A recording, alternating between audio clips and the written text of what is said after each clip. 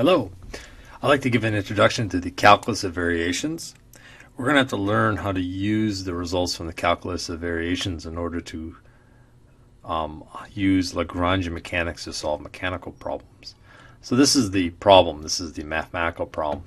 So say I have a function, and this function is a function of a trajectory. Y is a function of x. So this, I have the xy plane here. Y is some function of x, makes a path in space. Okay. Now say I have some function, and that function is a function of both the y is a function of x, y prime, which is dy dx, and possibly x itself. The calculus of it, what is the problem? What path or what trajectory y of x maximizes or minimizes the integral of the function over all that of x from x1 x2? Okay. So again, what we're trying to do is we are given f, a function, which is a function of y prime, and x. What function, what trajectory or path of y of x minimizes this integral? Now, in some respects, that's a kind of an odd problem you think about. Normally, you may say, well, you give me y, and then I can calculate the integral. Here, what we want to do is we want to figure out what y is. That's a little bit more difficult problem than you may have seen. The solution actually isn't so bad, because you may say, well, this seems impossible because y could be any function. However, the solution to this satisfies this equation here, which is called the Euler-Lagrange equation. And again, this equation is going to be the heart and soul of Lagrangian mechanics, which we'll do soon, or we're doing soon. So what I want to do now is actually derive the Euler-Lagrange equation for this for this particular problem. Okay, I'm going to do that. So what I'm going to do is, let's take a look what I have here. So here what I'm showing you is a trajectory. The solution, so you give me a function f. So I am given a function f, which is a function of y, y prime, and x possibly. Okay, and what I'm trying to find is I'm trying to find the trajectory y of x that minimizes the integral of this from x1 to x2. Now, in order to solve this, you say, well, I have to consider all possible functions y and show that this particular y satisfies it. So how I'm going to do that? So I'm going to pick a wrong solution. Okay, and a wrong solution I'm going to call it capital Y. And so the actual solution does this. I have some wrong solution, capital Y, and capital Y is going to be equal to the actual solution y of x plus alpha times another function eta of x. And then when I put that into this differential equation, or this function here, I should get the solution if I let alpha go to 0. Okay, and eta is a completely arbitrary function, so that takes account of any possible function. Okay, so basically the y, my wrong function, is the right function plus alpha plus some arbitrary function. Okay, completely arbitrary. And then I'll get the solution if I let alpha equal to 0. All right. Now, what I'm going to do is I'm going to take this expression here and stick it into this. I'm going to now write my function f instead of little y's, capital Y's. Okay. So let's do that. So that's okay. So again, so now what I have is, again, I have my function s is the integral of this, and the integral of the function f from x1 x2, and that's a function of y, y prime, and x. All right. Now I'm going to again define my wrong solution as capital Y. That's going to equal the right solution plus alpha times eta of x. So eta is a completely arbitrary function. However, it has one property, that eta at the endpoints is equal to 0. Okay, so just like in my picture, notice that my wrong solution had the same starting and stopping points, it just did something else in between. All right, that's important. So now, again, I will get the right solution if I let alpha go to 0. So y, capital Y, will go to y. Okay, but really what I want to do is I want to minimize this function with respect to y. So I want to minimize this integral. And the way I minimize or maximize the integral, I take the derivative of this and find the value of alpha where this is equal to 0. So what I'm going to do is I'm going to take the derivative of this integral. So I'm going to take my y's write it in terms of capital Y, and take the derivative of that with respect to alpha. All right, so let's do that. Okay, so again, what is y? Capital Y is little y plus alpha times eta. And again, remember that y and eta are functions of x. I'm just not writing out here. I take the derivative of that. Y, capital Y prime is, well, again, little y prime plus the derivative of eta. Remember, eta is a function of x. Now I take capital Y and capital Y prime and stick it into my new function. Now I'm doing this for a completely arbitrary function, so I can't write out the functional form because it's arbitrary, right? So all right, now I'm going to take a derivative. I'm going to take a derivative of this sucker with respect to alpha and set it equal to 0. So when I take the complete derivative of s with respect to alpha, I have to take the partial derivative of f with respect to alpha, because since f is a function of capital Y, but capital Y is a function of alpha. Same thing with y prime. Capital Y prime is f is a function of capital Y prime, but y prime is a function of alpha. All right, so I do that. I'm going to take this partial derivative. So I take and for each step, I have to take the partial of f with respect to y, capital Y, and then get the partial derivative of capital Y with respect to alpha. Then, using chain rule, I take the partial derivative of f with respect to capital Y prime, and then, sorry, this is a typo. This should be capital. Apologize for that. That should be the partial of y prime with respect to alpha. All right. Now, if you take a look. If I take the partial of this with respect to alpha, which is this term here, I just get eta. So that's from that. So the partial of big Y with respect to alpha is eta. Now, what about the partial of f with respect to big Y? Well, the derivative of this, and when I take the partial of this with respect to of f of big Y, it's going to be the same as the partial of f with respect to little y. Okay. Now what I do is I take the partial of big Y prime with respect to alpha. That's going to give me eta prime because of this term here. So I treat this like a constant and keep this. Okay. And then I take the partial of f with respect to y.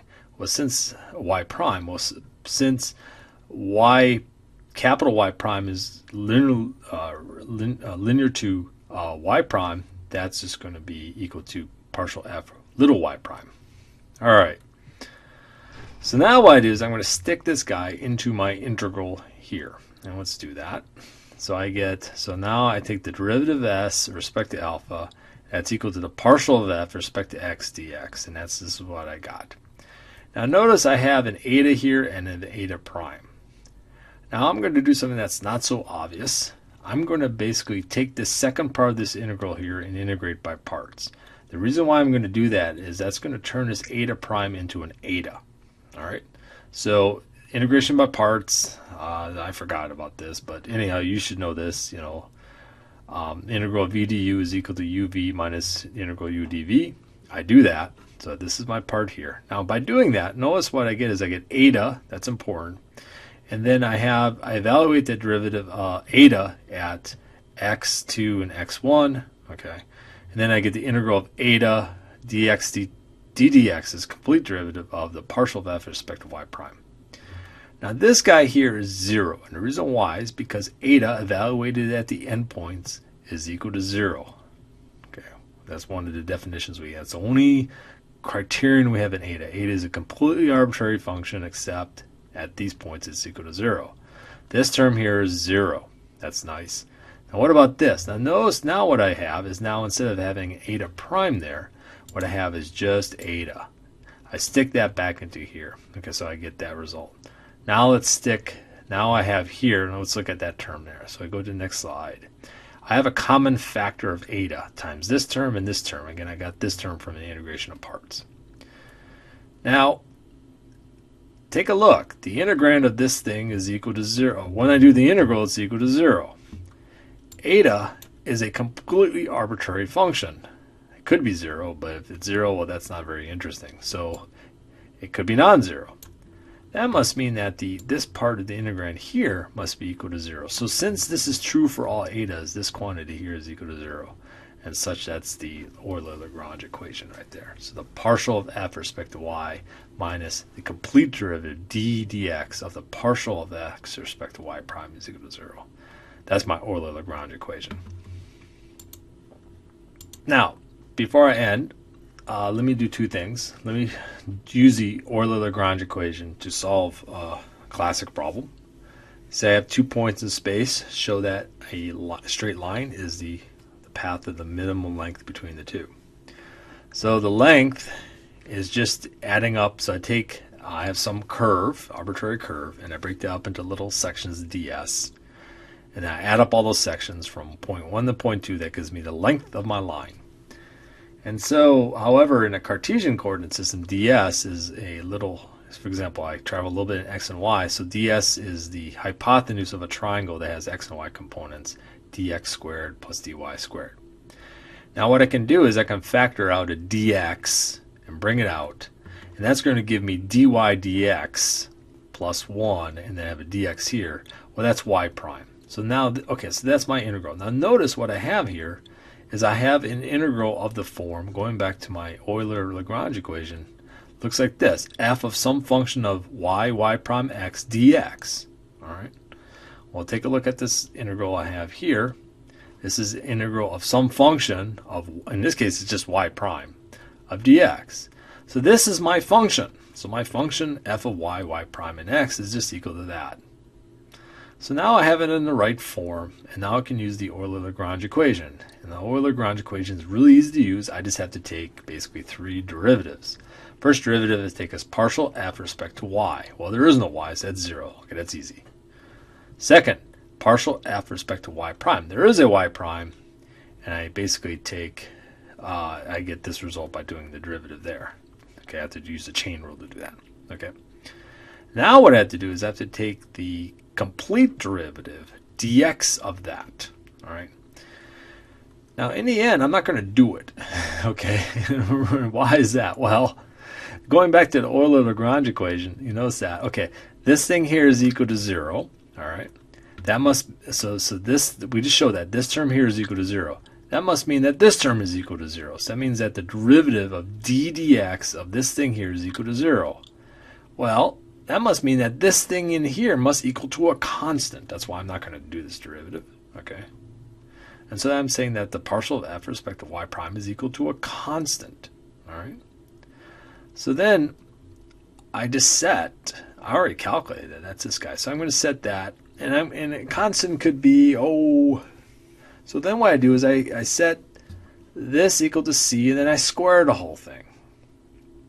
And then I solve for y. And when I solve for y, I say y is equal to y prime is equal to another constant.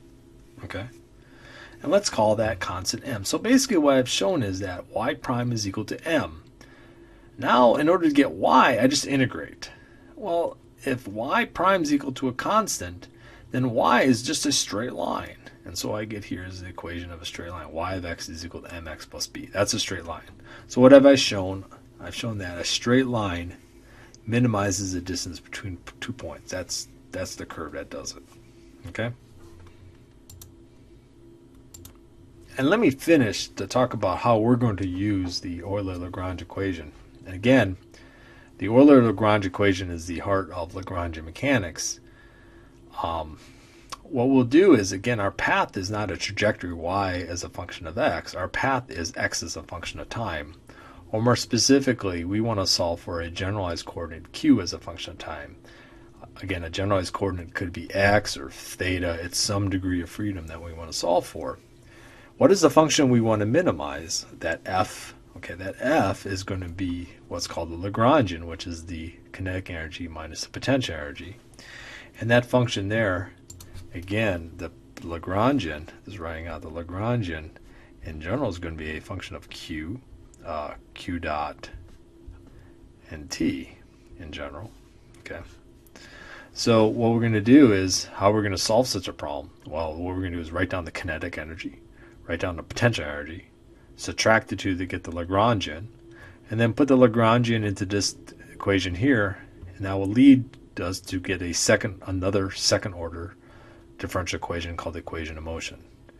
And then from that, we can solve for the motion, q of t.